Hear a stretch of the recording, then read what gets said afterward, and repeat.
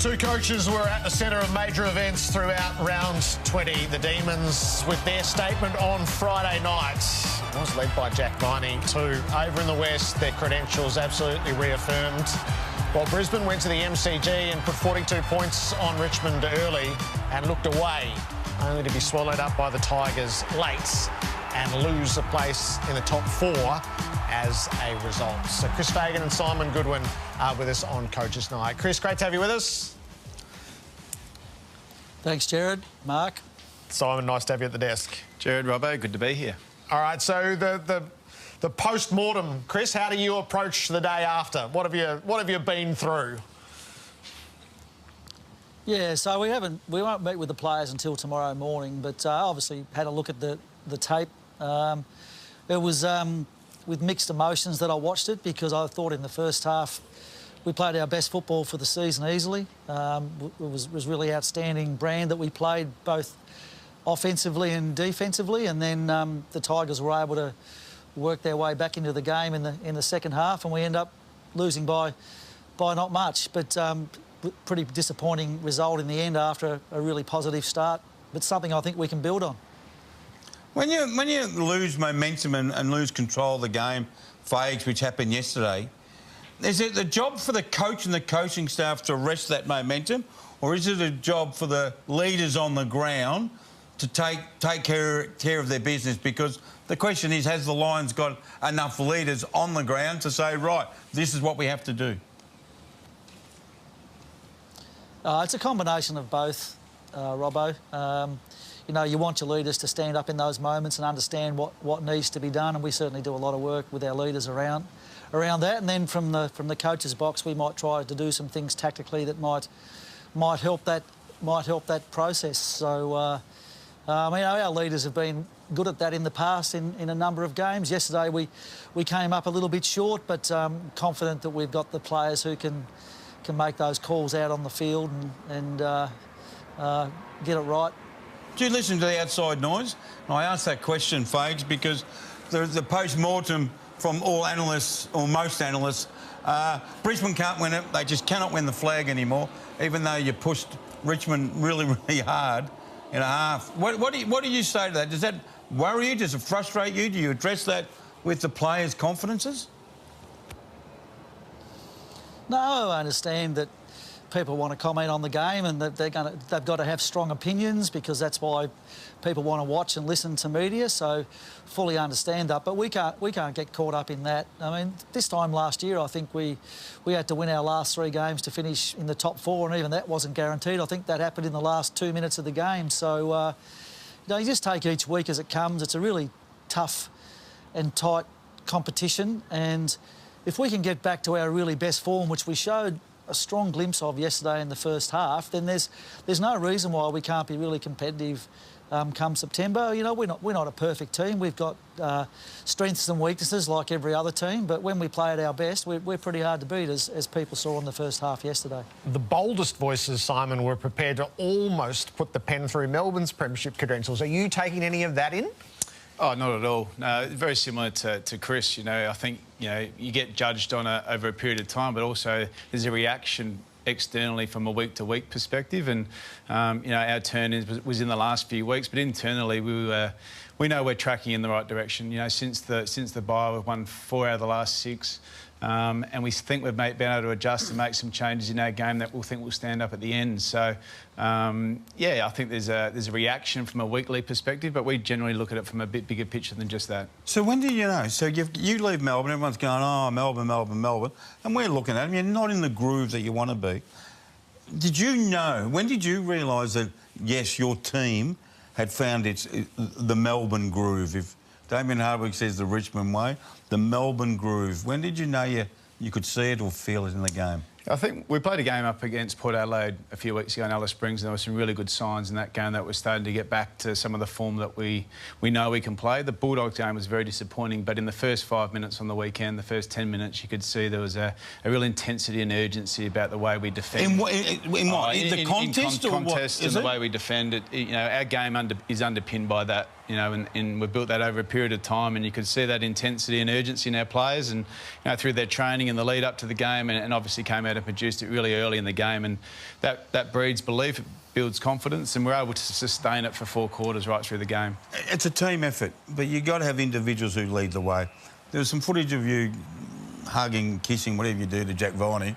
He deserved everything you gave him on Friday night. Do you say, what's the relationship between a coach and a key player like Viney, like you and Oliver?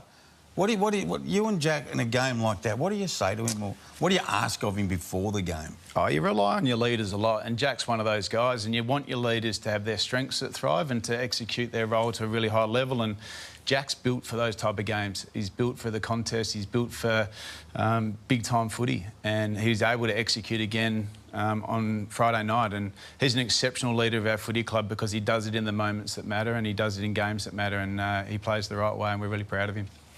Chris, the aspect of your game that while you were talking, we ran some of the numbers around points conceded since round 10, points conceded from the defensive half, and being the team that's most easily scored against once inside 50. Are those measures on your mind at the moment? Are you delving deep? Are you trying to sharpen the defensive aspects of the game up? Absolutely, Jared. It's probably been the main focus of training over the last 6 weeks. And there's been games in the last month where we've done really well. I mean, the Dogs game not so long ago, I think we kept them to around 9 goals for the game. They usually score quite highly. And we had a good game against the Giants in that regard. But in between times, we've had some other games where we've conceded, you know, too much. So it's a work in progress for us. We have had you know, a fair turnover of players, particularly in our back line since the Melbourne game. I think we've had 14 different players down there play for various reasons. Not that defence is just about the back line, but we haven't had a lot of continuity with our boys. So hopefully we can sort of build that back up over the next few weeks and have the same 7 or 8 players playing there each week. I know you didn't want to answer this after the match phase, but I want to ask you, why did you go with the big fella as the medi sub? Yeah, we've done that a few times this year. Basically, we go into the game with 1 ruckman, and if you lose him, you can be a little bit concerned about that. But you know, Darcy Fort can go forward and release Dan McStay to go down back if we lose a tall back. And I was a little worried about Richmond's tall forwards in Rewalt, Lynch and Bolter. So they're the sort of things that go through your head. In hindsight, and this is no disrespect to Darcy Fort because he went on and played his role when he had to replace Zach Bailey, but you know, it was the wrong call in hindsight. We needed another running player, and you know, we sort of lost Kadeem Coleman and Jared Berry pretty early in the last quarter as well. So that even compounded it more. But that's just the way it goes from time to time. And you know, sometimes you get it right, sometimes you get it wrong. It's probably safer always to pick a running type player. But that was the decision that we went with, and we've done that a couple of times this year. How is Zach Bailey? He spent the night in hospital. He got out this morning. He's recovered well. He's back in Brisbane as we speak. I reckon he'd just be arriving here now. So I think he'll be fine this week. It was just that he was coughing up a bit of blood, and that's not a good sign when that's happening, or you've got to be really careful when you see that.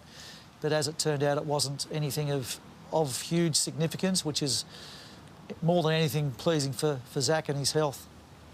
Chris, from the long term, so you've had a team in the top 4 for 3 years. You are fighting tooth and nail for that now.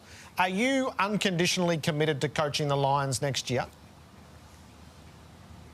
Yes, Jared, sorry, I am. I've got a contract for next year, and you know, hopefully the team can continue to do well, and that the club is keen to keep me for a while longer. But yeah, no, I love coaching the Lions, and that's what I'll be doing next year, unless somebody knows something that I don't know. So you're not making any private plans to hand the job over to an old colleague?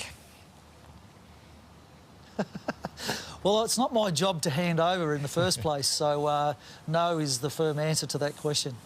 And in the scope of the job, so this is not the end of the Lions run. It feels to me like having lived in the top 4, that you are actually developing and opening up the possibilities. Without putting words in your mouth, is in this journey, next year's not the end point, is it?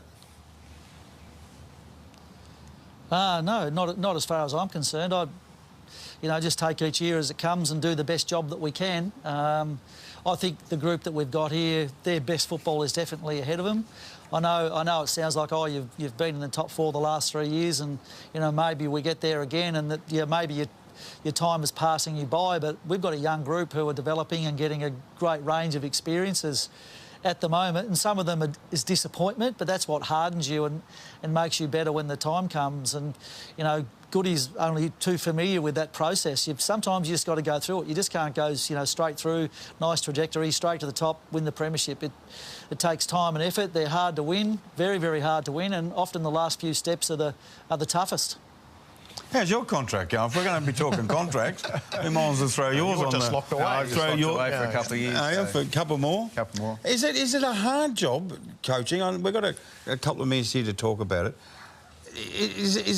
Chris Scott said something last year, it's a really difficult job, it's a hard job. I can understand why his brother's not doing it. Is it a difficult job, Goody? And bearing in mind, you've got to coach, you've got to manage the psychology of players, and then you've got media writing stories about you and about the outside life. Is the pylon... Is it tough existence? I think there's an intensity that comes with our industry, both internally as a coach. There's a lot of stuff that you've got to deal with, but also externally. And there's an intensity about how we have to deal with it. And I think the longer that you're in the game, the more you can start to deal with the stresses, the pressures and the anxieties that sit within our industry, and you understand what the industry's about. And it's a tough caper, but one I love. But you struggled with it for a while, didn't you? Yeah, I did. And I did. But and as a young coach, you come in and you think you know everything. You think you know how the industry works, but then you soon work out that you're not bulletproof, and you need to make some change. You need to understand what's important in the game and where you need to give your energy to. And I had to go through that journey personally, but I'm very fortunate. I love coaching. I love what I do. It's always what I wanted to do, and I feel fortunate to be in the position I'm in. So when you're coaching, you're trying to look at improvement at yourself, your own. You go away and study and try and do it. Is that really a major point of your coaching, or is it all about improving the players and the people? Not just the players, the people at the club. I think the thing about coaching is you've got to role model what you want your department to look like, and we want everyone in our department, whether that's people working within our footy department or players, to improve in what they do, and I'm no different. So my ability to go away and improve myself personally, whether that's how I deal in certain situations, whether that's how I learn, is really important to show our playing group and to show our people that you're never satisfied, you can always get better. Is it different coaching the defending Premier? I think there's the ultimate expectation. We know that if we aren't successful this year, it'll be seen as a failure. But internally, there's so many other things that we need to get right and not focus on that. But winning under the ultimate expectation is what you want to be a part of, because they're hard to win. As Chris said, it's hard to win, and it's a tough industry to be involved in. But the challenge that sits within that is real, and we're embracing it, and we're looking forward to it. So there's a lot to look forward to on Friday night, and there's an additional aspect to it. It's the gym style. It's the reach game. Do you know them?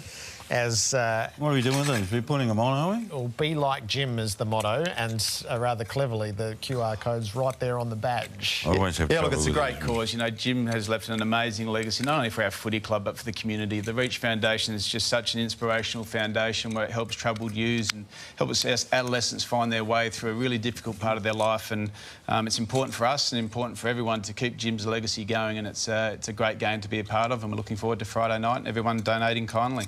So round for Reach info, text Jim to 0473 000 111, or use that QR code which is on the screen there and will feature on the badges on the night. We'll keep our conversation going with our coaches next. Chris Fagan. The Moment, brought to you by PointsBet. I've been so lucky over the journey, not only with this group of boys that we've got right here now, but just the whole journey, mate, right from the start. And I'm blessed to be able to come to this club, call it work, and just have a smile on my face the whole time. How good does that look? How well is that done? I mean, football is a team game, and to but it is played by individuals who contribute of their own blood, sweat and tears to the cause, and to be able to be acknowledged in that arena and in that cauldron of his own accord without even his teammates around. That's it's pretty special, isn't it? Yeah, I've been a little bit emotional the whole week, really, and it's as much as anything because it's a chance to actually reflect on how lucky we've all been to be a small part of Joel's career. I'm still pinching myself every day walking into the Geelong Footy Club. It'd be nice to be able to, tell my kids and grandkids one day that I spent a lot of time with Joel Selwood. It's a real privilege.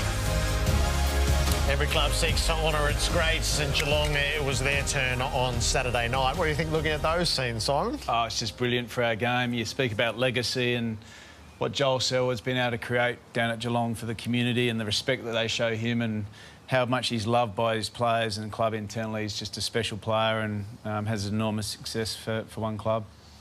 And Chris, we haven't known footy for nearly 2 decades without David Mundy, so it's going to be a new experience for all of us. A salute to one of the players of great longevity. What is he? 371 games with a few to come. Yeah, remarkable player, and I think he started out as a half-back flanker, but ended up as a big-bodied midfielder.